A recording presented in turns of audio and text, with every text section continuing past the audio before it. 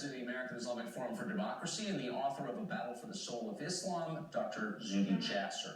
Zuhdi, I was just asking before we went to the David Cameron remarks about the city of Paris and why it seems to be the target of so many terror attacks in recent years. Why do you think that is?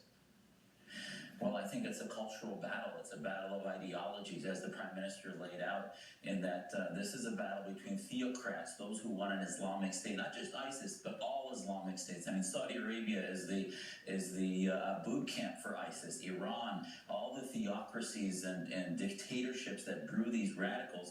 The main existential threat to the Islamic State concept is Western freedom, our cultural centers, our sports centers, our media like Charlie Hebdo that dare to challenge Muslims and challenge Islamists.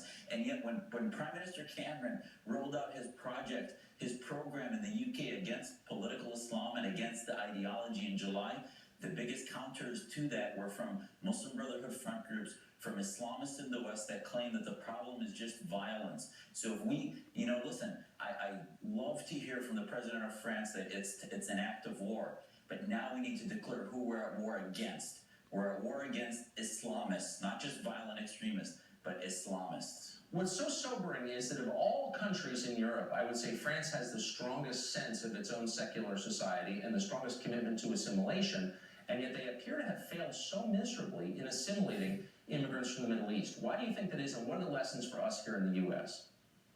The lessons is that if we call and look at assimilation simply as assimilation into loving our culture, we'll never do it. It's about identification of Muslims with the nationalism of our country, that we love our Constitution, that we love the idea of a secular law based in reason, under God, but not under Islam. The Islamists want to die for jihad, want to die for the Islamic State and Sharia.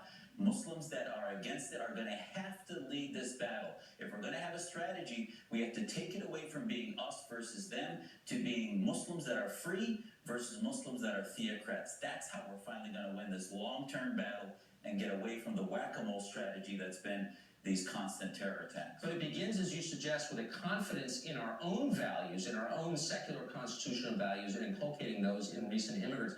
Here, do you think we have that confidence? We don't have the leadership. We don't have the media, the universities, the governmental leaders, the political leaders that want to identify that American patriotism and American constitutionalism needs to lead who we are in our identity and not be ashamed of what we stand for under our Constitution against these Sharia constitutions, against the Islamic State, and say that that is incompatible. That Islam's time in history is the same one that our founding fathers fought against theocrats. Now it's time for Muslims to stand up and reject theocracy. Our leaders are not telling Muslims and putting fire under the feet of my co-religionists to make that stance. We're being given a pass in the name of political correctness and in the name of weakness of who we are as a culture.